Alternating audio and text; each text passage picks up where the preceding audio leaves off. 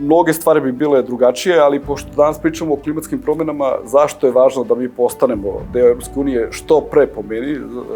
Klimatske promjene su globalni problem, znači napravile su ga sve zemlje sveta i sve zemlje sveta treba da učestvuju u njegovom rešavanju. Klimatske promjene su problem koji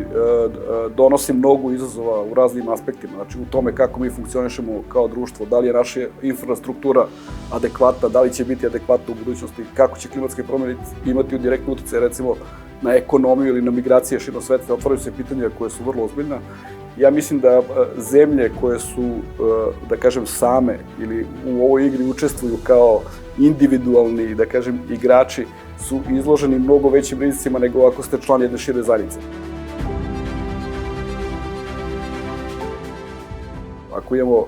dobru grupu prijatelja, onda nam je lakše da prebrodimo svaku vrstu problema u kome se nađemo. Tako da što mi postanemo, da kažem, član te dobre grupe prijatelja, naši kapaciteti i da se prilagodimo na klimatske promjene, ali da napustimo fosilna goriva i počnemo da proizvodimo što više energije iz obnovljivih izvora,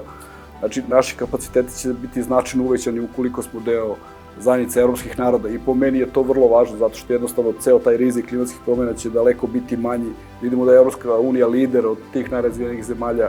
Lider je u smislu toga koliko brzo i koliko ambiciozno pristupa svim tim akcijama koje su neophodne za rešavanje klimatskih promjena i po meni je to dobar razlog da budemo deo Evropske unije zato što bi na taj način iskazali našu spremnost da